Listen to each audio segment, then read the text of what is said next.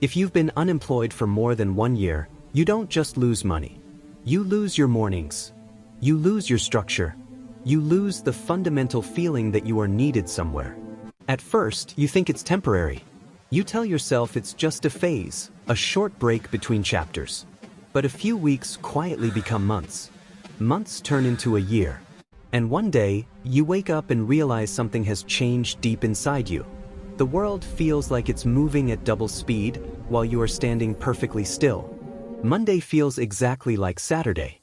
Time keeps moving, but you feel stuck in a loop. People stop asking how you're doing because they are afraid of the answer. And when they do ask, you don't tell the truth anymore. You smile. You nod. You say, "I'm figuring things out." But inside, it feels like the train has left the station, and you are still standing on the platform, watching the tail lights fade into the distance. No one prepares you for this phase of life. They teach you how to study. They teach you how to work. They teach you how to chase success. But no one teaches you how to survive feeling unwanted. No one teaches you how to wake up every single day with no place to go and still keep your dignity. Being unemployed for a long time does not mean you are lazy. It means you have been fighting a silent, exhausting battle every single day. A battle with doubt. A battle with shame. A battle with the terrifying fear that maybe, just maybe, you missed your chance. And that thought is heavier than any rejection email. Because rejection emails hurt once. But self-doubt? Self-doubt hurts every time you look in the mirror. Why does it feel so heavy? Why is it that when you have the most free time, you have the least energy? As an engineer looks at a machine that has seized up, we must look at the human mind. When you are out of the system for a year, your brain enters what scientists call a chronic freeze response. Your brain's primary job is to keep you safe. When you face constant rejection and social isolation, your nervous system perceives it as a threat to your survival. To protect you from the pain of the hunt, your brain slows down.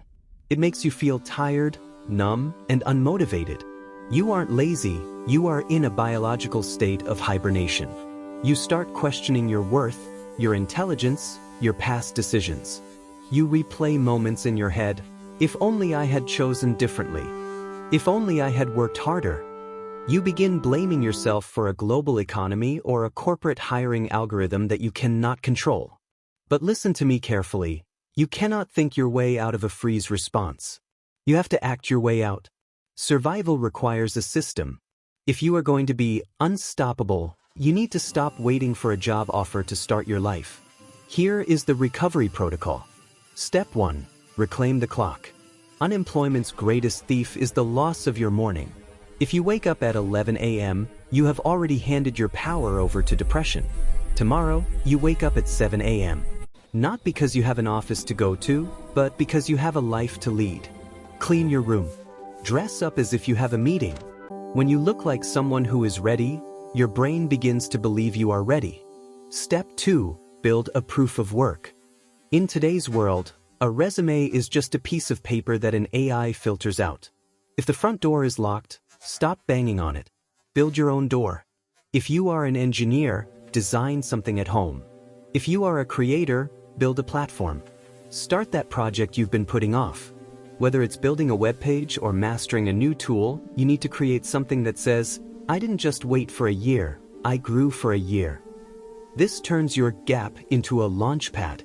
Stop explaining your situation to people who only offer pity or judgment. Their opinions do not pay your bills, and their doubts should not fill your head. Seek high-value silence. Spend your time learning, not explaining. Remember, your value did not disappear because a company didn't hire you. Your worth did not shrink because an interview didn't work out. You are not your employment status. You are not your resume gap. You are still here. And the fact that you are still here means your story is not finished. Every strong person you admire went through a phase where nothing worked. They doubted themselves. They felt embarrassed. They felt invisible. They had moments where quitting felt easier than continuing. The difference is not that they were fearless. The difference is this: they didn't wait to feel confident again. They didn't wait to feel motivated. They moved forward while feeling broken. They took action while still afraid. They showed up on days when motivation was completely dead. They took small steps when big dreams felt impossible. And slowly, life responded. Not magically, but surely. Right now, you don't need motivation. You need movement. Even imperfect movement. Tomorrow, you do one thing that moves your life forward. Just one. Not 10 things. Not a complete transformation. One small step. Not to impress the world, but to tell yourself, I am still trying. Because every time you try again, you reclaim a piece of yourself that this phase tried to take away. This phase will not last forever. I know it feels endless. I know the nights are harder than the days. But hear this clearly, you are allowed to restart. You are allowed to be late. One day, someone will ask you, how did you get through that phase? And you'll pause. You'll remember these quiet days. The days when no one clapped. The days when you showed up anyway.